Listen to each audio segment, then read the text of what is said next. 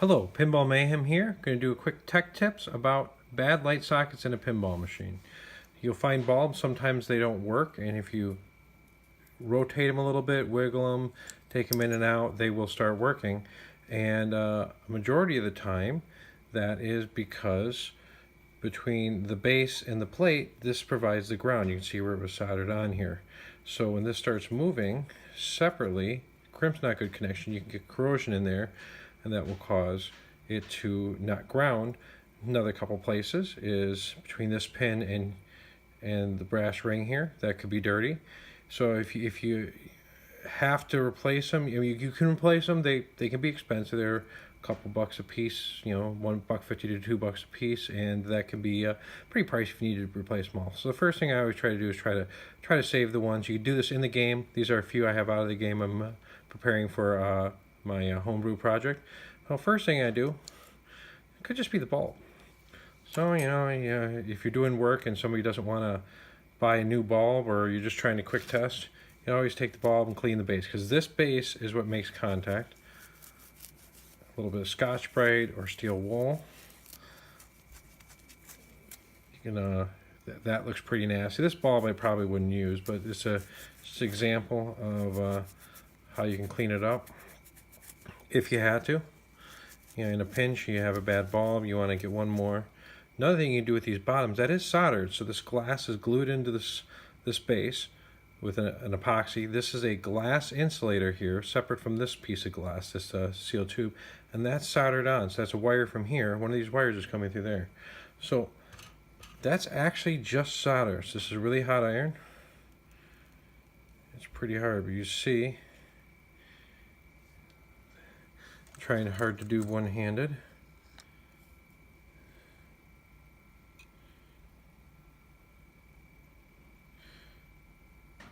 Not the best job, but you can get the idea.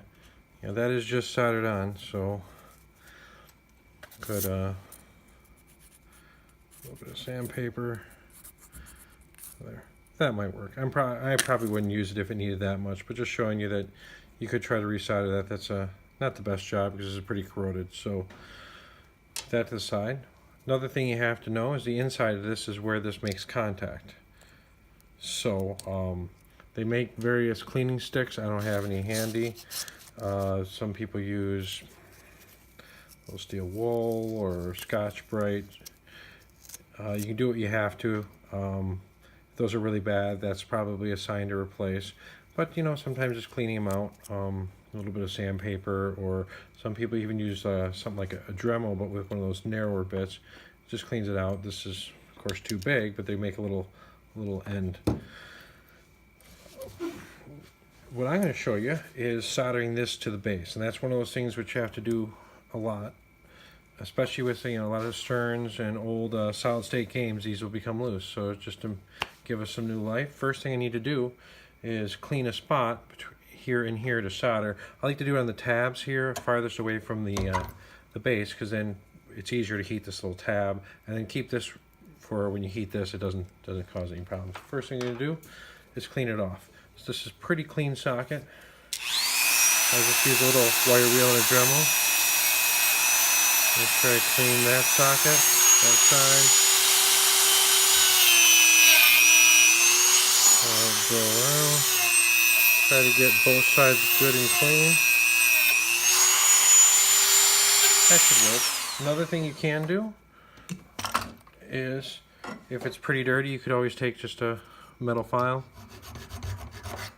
Just kind of hit it, rough it up. That helps too. Both. When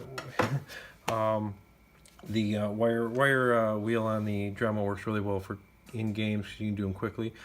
Now this is a soldering rosin, different than soldering flux.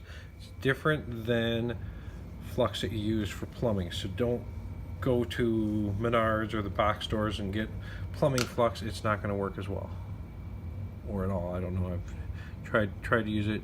Problem. So I'm just going to put a little bit on there, and that's going to help prep the metal as an acid etch to bond it towards the for the solder. Now your solder is rosin core solder. That's just more of that rosin, but if it's not been tinned or anything, it's always recommended. Now I got a cleaner. This is a really hot iron. This is a nice bench top model I really like, which the handle comes off and goes inside. So I keep my tip clean. It's creating a lot of heat because I'm talking, not soldering. I'm going to try to solder.